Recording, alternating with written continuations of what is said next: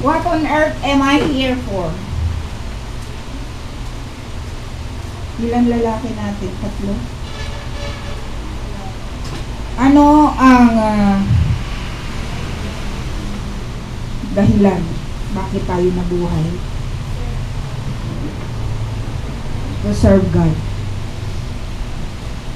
Mayroong dalawang option kung bakit tinatanong ito. Merong speculation at ang pangalawa ay revelation. Speculation, they conjecture, they guess, they theorize in determining the purpose of life. Even the wisest philosophers are just guessing. Hindi nila alam. Kahit yung pinakamatalinong philosopher sa buong mundo, hindi nalalaman o hula-hula lamang kung bakit siya nabuhay. Bakit ang tao nabuhay. Through revelation. Sa revelation naman, only the Word of God can tell. Sino ang may mga Biblia sa inyo? Sino nagbabasa ng Biblia? Purihin ng Diyos. Sa salita ng Diyos, doon natin matatagpuan ang tunay na kahulugan ng buhay at ng layunin ng Panginoon sa ating mga buhay. Only God has a purpose in our lives. At doon mo lamang, dito lang natin matatagpuan yan sa Bible. Ephesians 1 verse 11.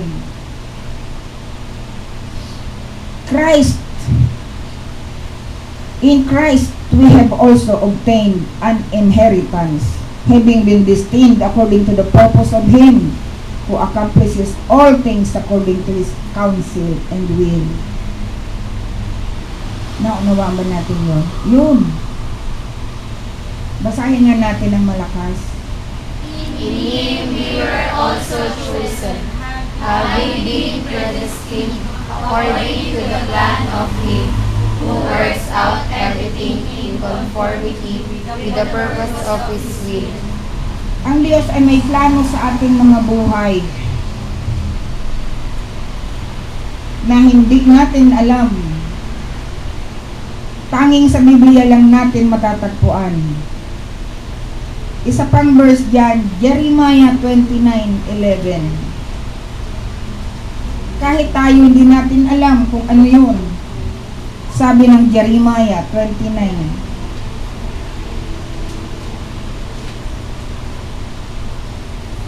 For surely I know the plans I have for you, says the Lord. Plans for your welfare and not for harm, to give you a future and hope. Mga nagre-range kayo ng ilang taon? 16, 15, 17? May 17 ba? May 16? Walang 16? 16 po. 16, hindi 60. 14. 15. 16 ka ate. Oh, mga 15. Alam nyo ba, nagamit ako ng Lord. 31 years old na ako. And I regret. Why? Kunting panahon na lang. Sabihin kong 30 years plus na akong naglilingkod sa Lord. Pero napaka-ikling panahon yun. Kasi dapat nung edad mo ako, dapat naglilingkod na ako sa Lord. Kaya mapalad kayo ngayon, kinilala nyo ng Panginoon, nakilala nyo ng Panginoon. So may pagkakataon na kayo, umpisahan at that early age. Sabi ko, sayang ang mga panahon na sinayang ko. Pero, okay mong madali. Sa paglilingkod sa Diyos, in serving God, it takes time. Sa buhay ko, 30 taon akong binago ng Diyos. Bago ako nakapaglingkod ng totohanan sa Kanya. Kung iti-testify ko ang buhay ko, abutin tayo ng 1 oras kalahati, hindi pa tayo tapos. Siguro, di lang ito ang huli nating pagkikita. Malalaman nyo rin kung ano yung nakatago sa likod ng aking paglilingkod na hanggang ngayon, ako ay nakatayo. At mahal na mahal ang Diyos. Bago ako pumunta rito, lumuhod ako sa Panginoon. Iniyak ko kayong lahat. And God impressed into my heart, they are my future pastors. They are my future leaders in that church. Niiyak ako. Hindi nyo alam yun. Huwag mo nang pakialaman yan, sister, kasi napupunta na dyan yung atensyon ng ating pabayaan mo na siya. You are not an accident. Accident, ibang ipinanganak tayo.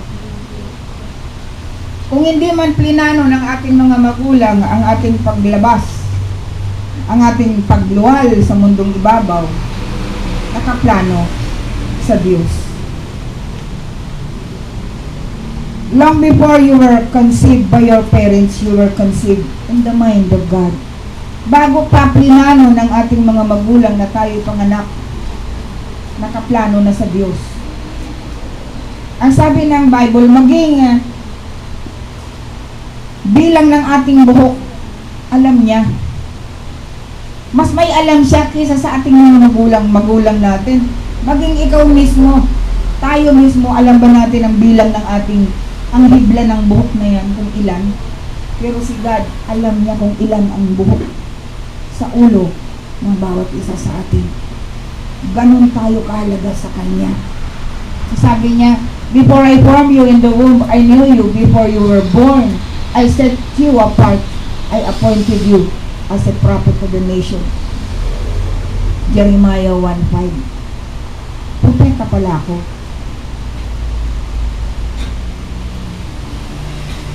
Prophet is a servant of God. Ano man ang calling ng bawat isa, kasi hindi pare-pareho ang calling. Ang Diyos lamang ang nakakaalam. At yan ang inilalagay ng load sa puso mo. What is life? Sa Santiago, ano ba ang mga Bible natin? Parang wala akong nakikitang Bible.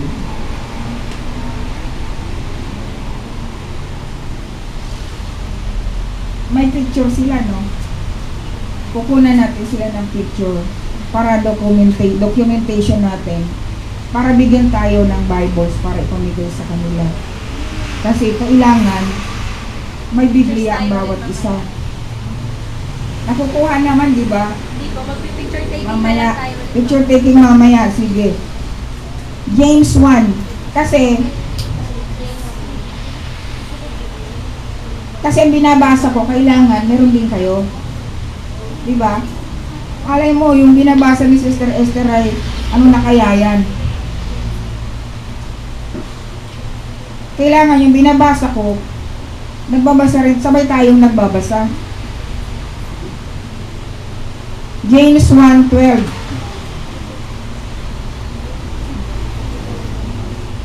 Sabi dito, life on earth is a test, examination.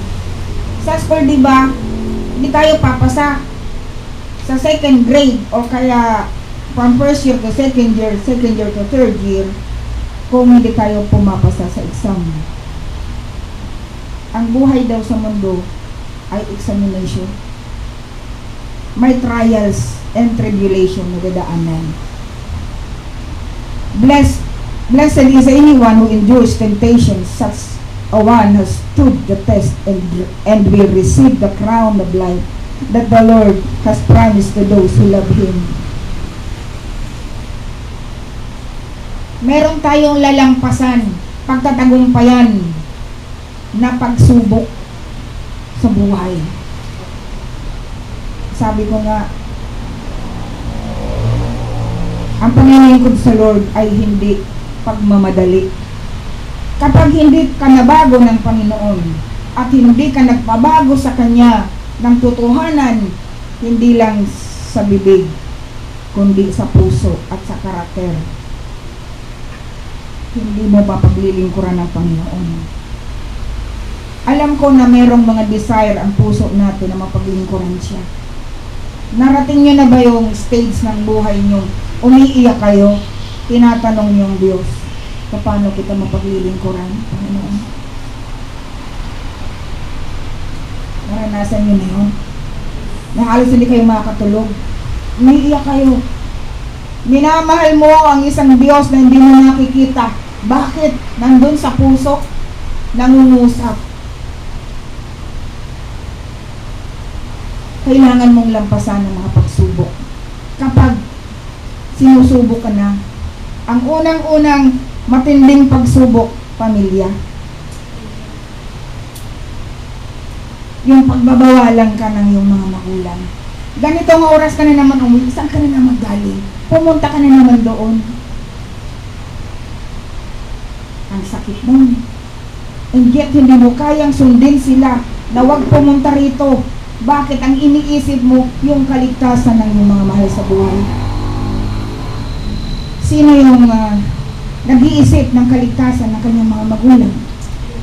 Ng kanyang mga mahal sa buhay? Na hindi natin susuluhin yung salvation na tinanggap natin sa Lord. Ang hirap nun sa stage na ganun. And then sa paligid, mawawalan ka ng kaibigan dahil sa paglilingkod mo sa God, dahil sa pagsunod mo sa Kanya. Iinsultuhin ka, sari-saring kasinungalingan ang sasabihin sa iyo ng mundo.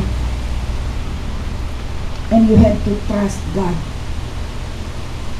in that particular stage in life. Hindi basta pananampalataya at pagtitiwala. Kakapit ka ng gusto sa Lord. Para kang yung bunga ng mangga. Di ba kapag ang mangga ay mabunga, binabato ng mga bata. At yung bunga na yun, kapag hindi mahigpit ang kapit sa kanyang puno, sa pagbabato sa kanya, isang bato lang, laglag siya. Hindi na siya lalaki, hindi na siya mahihinog. Tayo yun. Nakukuha nyo? Hindi pwedeng hindi dadaan ng persecution, ng testing, ng tribulation, ng pagsubok, ng kahirapan ang mga anak ng Diyos. Ang magiging Kristiyano ay hindi bed of roses. Ako galing ako sa may kayang pamilya. Nagtrabaho ako sa Intel Philippines 15 years. Marami akong pera. Pero ang pera nawawala. Lahat sa mundo nawawala. Lahat sa mundo nagbabago. Magulang, kapatid, asawa, anak, kaibigan, nawawala na. Nagbabago yan. Pero nag-iisang Diyos na si Jesus, hindi kailanman magbabago sa atin.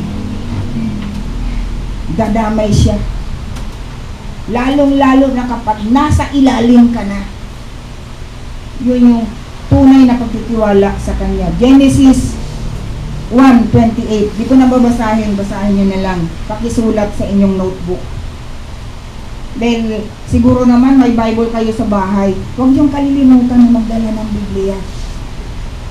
Yung sandata natin. Yung baril natin. At huwag yung kalilimutan na magsaulo ng mga pangako ng Diyos. Magbasa ng Bible araw-araw.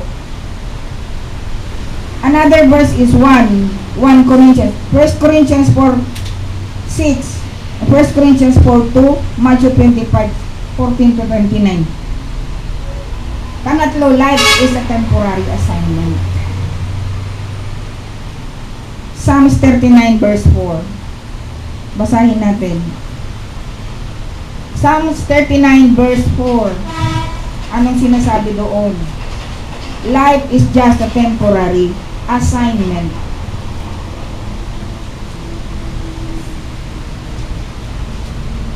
Lord, let me know my end and what is the measure of my days. Let me know how fleeting my life is.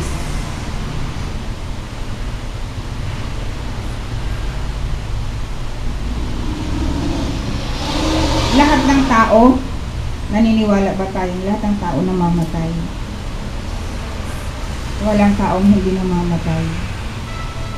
Kaya temporary lang tayo sa mundong ito. Ano ang gagawin ng buhay na ito habang siya binibigyan ng pagkakataon ng Diyos na mabuhay sa mundong ibabaw?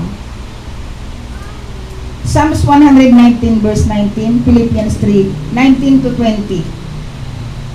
Assignment nyo, babasahin nyo. Naalala ko nung nasa Arroyo pa ako. Nasa Intel ako nagtatrabaho. I was 22 years old then. Nag-aaral ako ng first year college. 22 na ako, saka ako nag-college. Kasi marami akong sinuungan na masalimuot. Eh, sabi sa akin ng tatay ko, pag-graduate ko ng high school at the age of 16, mag-pastor ka. Born again ang aking pamilya, lahat. Pero na-born again ako at the age of 31. Born again ang buong pamilya ko, pero ako hindi. Ang ibig sabihin ng born again experience, yung totohan ng pagbabago ng Diyos sa buhay ng isang tao. Nabago ang buhay ko at the age of 31 nung ako'y nagkamali sa aking pag-aasawa. Doon ako itinuwid ng Panginoon. So, temporary lamang ang buhay sa mundo. Lahat nagbabago. Sa panahon kaya ng pagsubok, test, sa panahon kayang subukin ang iyong pananampalataya na kailangan mo mag-trust sa Lord. Sa panahon kaya na matatapos na ang buhay natin. Ano kayang gagawin natin? There is one God who is waiting right beside us na naghihintay ng ating pagsuko, ng tutuhanan ng ating buhay sa Kanya. Nangunawaan niyo ba yung ibig ko sabihin? Sabi nila, si Sister Esther malalim magturo. Hindi naman malalim ah. Sabihin niyo lang, pag malalim natin, hindi nyo na naintindihan, pwede kayong tumayo at magtanong. What drives your life? Tingnan natin kung ano sinasabi doon. Many people are driven by guilt.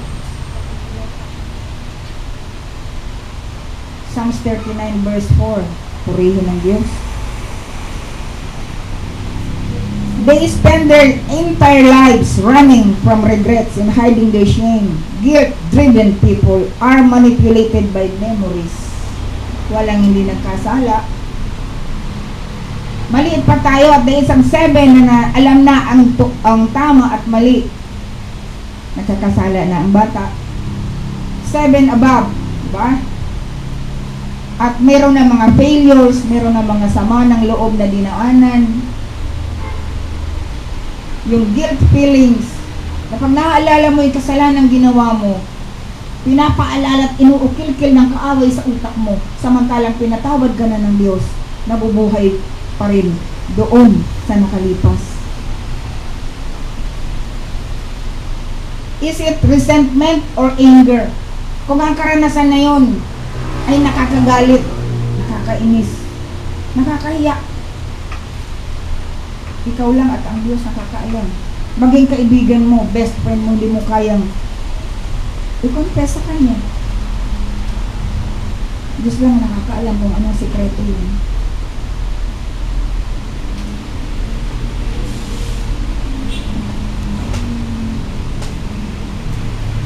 Nananatili sa puso yung galit, yung resentment, yung alaala na nakalipas, na bumubuo ng galit. Kapag nabuhay ang isang tao sa galit, sa sama ng loob, sa nakalipas na karanasan sa kanyang buhay, hindi ka magiging successful. At ang kaaway, ang naglalagay niyan at nagpapaalala sa atin, araw-araw, para yung joy mo mawala. Di ba ninanakaw ng kaaway yung joy? Sa bawat araw, kapag tayo nagising, uunahin natin ang God para hindi tayo manakawan ng joy. Kasi kapag ninakaw ang joy mo, first hour in the morning, buong araw sira. malungkot ka, galit ka, inis ka. Intindihan ba natin yun? They hold on to hurts and never got over them. Instead of releasing their pain through forgiveness, they rehearse it over and over in their minds. Paulit-ulit na inaalala. Merong kapatid kang mahal ng iyong nanay, ng tatay mo, kisa sa'yo. Kitang-kita mo. Sabi ng kaaway, kita mo, mas mahal ay yung kapatid mo kisa sa'yo. Mas pansin na pansin siya kaysa sa'yo. Hindi ko alam kung meron ditong ganun. Pero, ang gusto ng kaaway, sirain ang araw mo. Nakawin ang joy na nasa iyong puso. Manatili yon hanggang sa mamuo yung galit. At mabuhay ka sa galit. Hindi po kalooban ng Diyos yun. Ito ba'y takot? Number 3, many people are driven by fear. Sino dito ang walang takot? Just relax. Lahat may takot. Sinong takot sa dilim? Sinong takot sa muno? Uy, naku. Pupunta tayo dun sa haunted house. Ay, ako nga. Yung nakaramdaman mo, may mga yabag, wala ka naman nakikita. May umaakyat ng hagdan, may sumasara ng pintuan, wala naman tao. Takot na yun. Dati takot din ako. Their fears may be a result of a traumatic experience. Yun. Pag may mga nakalipas na mga pangit, nagkakaroon tayo ng takot.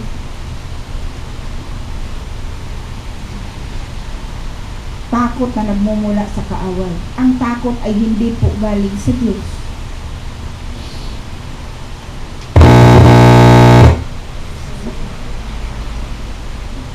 Unrealistic expectations, growing up in a high-control home, or even genetic predisposition. Regardless of a cause, fear-driven people often miss great opportunities. Meron akong kilala. Hindi ko sasabihin kung sino, pero nandito siya sa church natin. Graduate siya ng isang course. Magandang course, 4 years course. Pasado siya sa board. Pero may takot siya sa puso. Naumpisa nung bata siya, hanggang ngayon, nandoon sa kanyang puso. Sabi ko sa kanya, ipag-pray kita. Marami siyang in-applyan. Diba? Diba pag board passer ka, malakas ang loob mong mag-apply ng trabaho. Pero siya lahat na yata ng in-applyan niya. Pagdadating ng interview, bumabagsak siya. Dahil ina-atake siya ng fear. Sinong mayroong ganun? Nakukuha yan doon sa upbringing, umpisa pa ng bata. Lumaki sa lola, ang taong to, ang batang ito. Usually kapag laki sa lola, siya yung hari, siya yung reyna, siya ang nasusunod, di ba? So hindi nagkakaroon ng lakas ng loob. Kinalakhan niya yun. Pagdating sa pag-apply ng trabaho, hanggang ngayon wala siyang trabaho. Pinakamaliit ng ahensya, pinakang mababang ahensya ang kanyang in-applyan. Hindi pa rin siya pumasa. Nakawa ako sa kanya. Board passer siya. Naka-stuck siya sa bahay because of fear. But if God is with us, ang lahat ng yan, tutunawin niya ng Panginoon. Naalala ko nung ako'y umpisa pa lamang, bata pa ako sa pananampalataya. Takot ako sa dilim. Takot ako sa aswang. Maging yung ibon sa gabi doon sa amin sa probinsya, takot ako doon kasi alam kong yung ibon na yun ay may kasamang aswang. Nung nagbabasa na ako ng Biblia, sabi sa akin ng tatay ko, 2,000 times na sinabi sa Biblia, huwag kang matakot. Walang tatanggapin sa langit na duwag. Sabi ng Bible, ayokong pumunta sa impyerno, gusto kong pumunta sa langit. Alisin mo ang takot na to sa puso ko. Hanggang isang araw, nakita ko na lang sa sarili ko, wala na akong takot. Inalis ng Lord. Only God can remove that. Yung totoong paglapit sa Diyos. Someday, some of you will become a pastor. Sinabi ng Lord yun.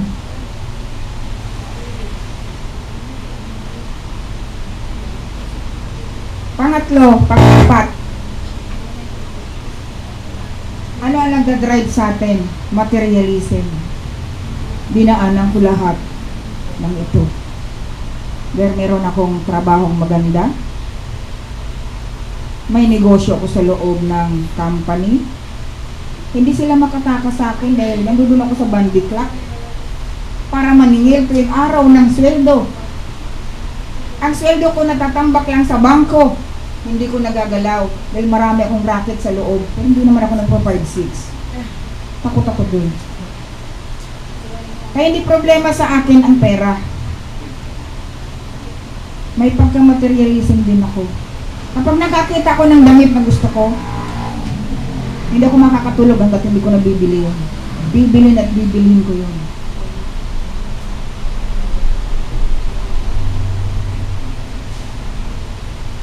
Their desire becomes the whole goal of their lives. Lahat tayo mayroong ganon hanggat hindi pa tayo nababago ng Diyos. Gusto natin maglingkod sa Panginoon, pero hanggat nandoon yung mga nagdadrive sa ating buhay para gawin ang mga bagay na yun, hindi tayo mapapakinabangan ng Panginoon. Dahil painan ka lang ng material na bagay, dala ka na. Diba? O, mahilig sa gwapo. Painan ka ng isang gwapo. Eto ha, sabihin ko sa inyo, makinig kayo. Ang kaaway, hindi magbibigay ng pain na pangit ang balot, yung regalo. Napakaganda ng ibabaw niyan. Napakaganda ng panlabas na anyo niyan. Hindi mo kasi yan bibilhin kung hindi yan maganda. Kung hindi yan gwapo, kung hindi yan maganda, kung pangit yan. Ilagay nyo yan sa puso nyo. Ito, isa pa. Ang kaaway, hindi kanya bibigyan ng pagkakataon na makapag-pray. Hindi kanya bibigyan ng pagkakataon na makahingi ng payo. Bibiglain kanyang tutuklawin. Yung ahas, sa atin lang, dahan-dahan lang. Kala mo dahan-dahan kung gumapang, pero mabilis. Biglang tutuklaw. This drive to always want more, or based on the misconception that having more will make me more happy. Kasama ang pera, karangyaan, that is pride of life. Tatlo lang yun eh. Yung pain na ginawa ni Satanas kay Eva at kay Adan hanggang ngayon, yun pa rin ang pain niya. Lust of the flesh, lust of the eyes, and pride of life. Many people are driven by the need for approval. Yun. They allow the expectation of parents or spouses or children or teachers or friends to control their lives. Many adults are still trying to earn the approval of unpleasable parents. Others are driven by peer pressure, always worried by what others might think. Yun, unfortunately, those who follow the crowd usually get lost in it. Yung sinasabi niya,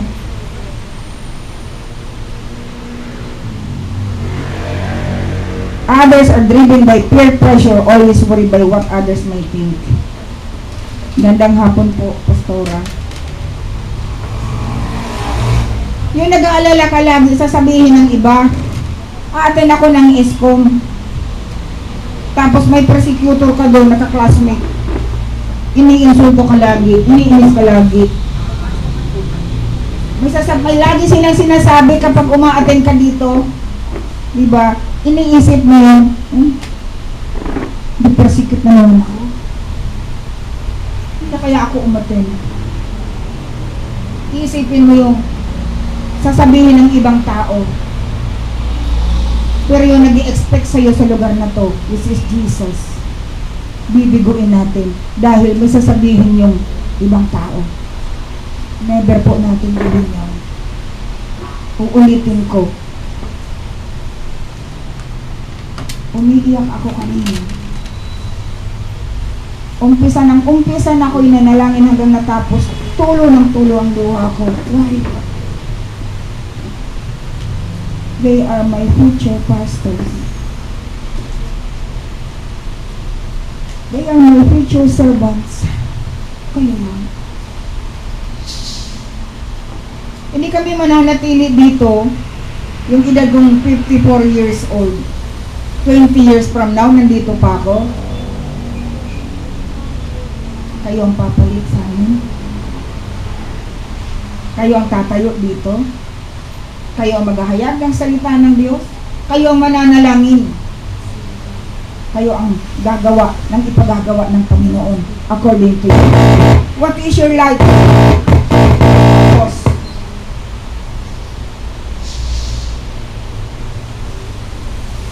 Sunod na slide po. Ang purpose ng ating buhay, 5 yan. 5. Sinong may kamay? Ilang daliri meron ka? Hindi ko nakikita yung kamay ng isa. Yun. Gising pa ba tayo? 5 raw. Number 1.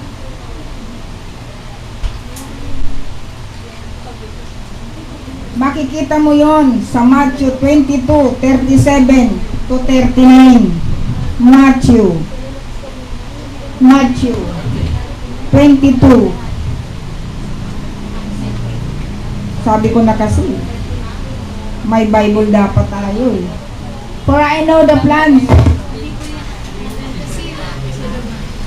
Great commandment, Matthew 22:37.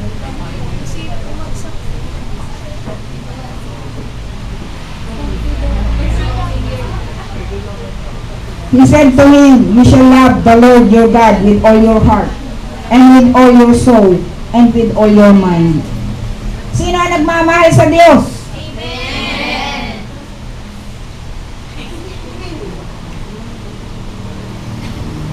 Alam niyo ba na ang first service na to ay nakamonitor sa langit? Amen. Hindi niyo yata alam. Nakamonitor to. First, second, and third. At ang bawat pangalan ninyo ay nakasulat doon sa libro ng buhay. Meron ba tayong first timer na hindi pa nakakatanggap kay Jesus? Meron ba? Dati na to eh. Ay, kilala ko yung mga mukha na yan, na ipag-pray ko na yung mga yan. Mamahalin daw natin ang ating Diyos ng buong puso, buong kaluluwa, buong kalakasan. You shall love the Lord your God with all your heart, with all your soul, and with all your mind. This is the great and foremost commandment. The second is like it, you shall love your neighbor as yourself. Kahit yung neighbor mo ay maingay, lagi, natutulog ka, nagpapatugtog na napakalakas. Mamahalin natin. Without loving God, you cannot love your neighbor. Di ba? Kapag hindi natin mahal ang Diyos, imposibleng mahalin mo yung kapwa mo. Lalo na yung kapitbahay mo nagtatapon sa'yo ng basura, na gusto mong suburin at sabunutan. Pangalawa, merong utos ang Diyos na pangalawa. The Great Commission. Matthew 28:19. Mag-i-exam ako mamaya.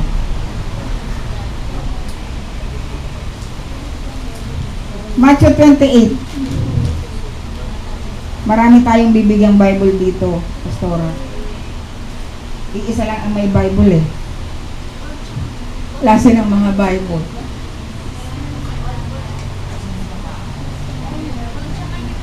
(19 to 20). Go therefore and make disciples of all nations, baptizing them in the name of the Father, and of the Son, and of the Holy Spirit, and teaching them to obey everything that I have commanded you. And remember, I am with you always to the end of the earth. Kanina, nandito pa si Brother Raymond, diba? Sabi niya, mangharang daw kayo doon sa gate ng Arcadio. Yayain niyo raw dito. Ito yun eh. Go therefore and make disciples of all nations. Lahat ng tao, first year, di ba nasa Arcadio tayo? First year, second year, third year, fourth year. Kahit hindi daw natin kilala. Ito yung pagdi-disciple. Ito yung pag-share ng gospel. Ito yung pag-share ng pag-ibig ng Diyos na naranasan natin. Ano yung una? Love the Lord your God with all your heart, with all your soul, with all your strength. Pangalawa, hayag mo yung salita. Mahalin mo ang iyong kapwa. Paano mo masusunod na mamahalin mo yung kapwa kung hindi mo malang maibahagi yung kaligtasan na tinanggap natin? Ito yung sikreto na hindi nyo alam. Sa pag-evangelize, bawat kaluluwa, isang tipak na diamond na 12 inches is 1 foot ang laki ang ilalagay ng Lord doon sa palasyo natin sa langit. Sinong gustong magkaroon nun sa kalangitan na pagdating ng panahon na pupunta tayo sa langit? Sinong gusto sa langit? Amen! Sa langit may palasyo, di ba? May bahay tayo doon. Gusto mo ba na pagdating mo doon, yung bahay mo walang kalaman-laman? Bawat kaluluwa isang diamond na 1 foot. Ang laki, ilalagay doon sa iyong bahay sa langit. At magagawa mo lang yan kapag habang ikaw ay nabubuhay dito sa lupa. Kaya napakaraming pagkakataon ang ibinigay ng Diyos para sa inyo. 16, 15 years old. Mapupuno yung bahay mo sa langit. Mag-share ka na mag-share ng gospel. Sister Esther, di ko naman alam paano i-share ang gospel. Paano mo magagamit ang buhay mo to worship God through evangelism. Worshiping God, not only singing songs, hindi lang sa pag-awit, ni-worship ang God. Ang paghahandog ng kaluluwa sa kanyang paanan ay napakataas na uri ng pagsamba sa ating Diyos. You were shaped for serving, so your purpose is to show love for others through ministry. Kaya nandito tayo, may purpose ang Diyos na maibahagi natin, magawa natin, ibahagi ang pag-ibig ng Diyos sa iba sa ministry nito. Because si God na nandito sa ministry nito, sino? Si Jesus na punong-puno ng pag-ibig sa atin.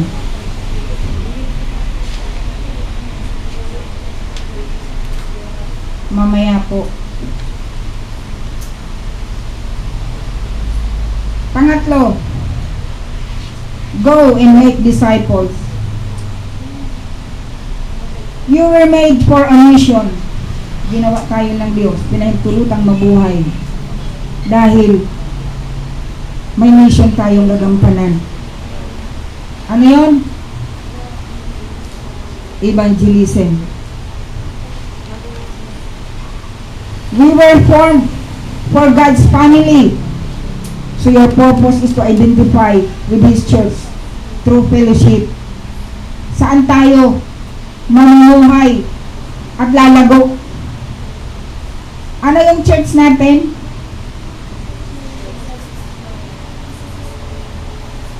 Tatlo lang yata ang nakakaalam ng church natin. Jesus is Lord Church, SMDP chapter.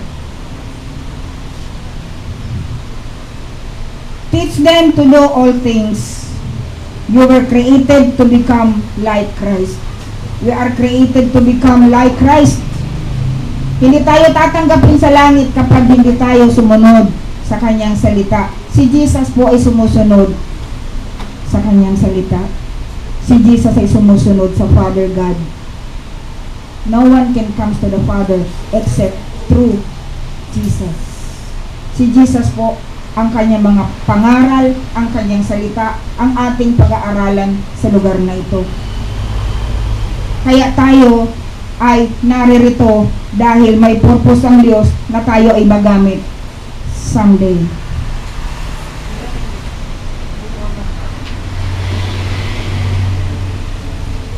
Sabi ko na kailangan natin ang Biblia. Sino nagbabasa ng Bible sa bahay? Ecclesiastes 11 verse 9 to 10. Tapos na po ako, huwag kayong mainit. Isang 2 minuto na lang. For I know the plans I have. Ecclesiastes 11, 9 and 10. Laging lumalabas yan, oh. May kinakausap ang Lord dyan sa word na yan. Or Ecclesiastes 12 verse 1. Yon. 11:9. Be happy, young men, while you are young, and let your heart give you joy in the days of your youth. Follow the ways of your heart, and whatever your eyes see, but know that for all these things God will bring you to judgment. Kuha natin another. Read this word.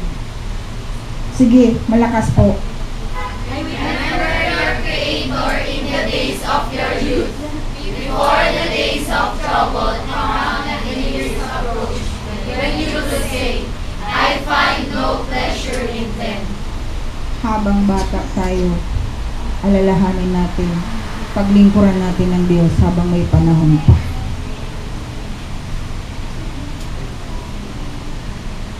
Sayang ang buhay kapag ito ay ginamit natin sa walang kakararakan.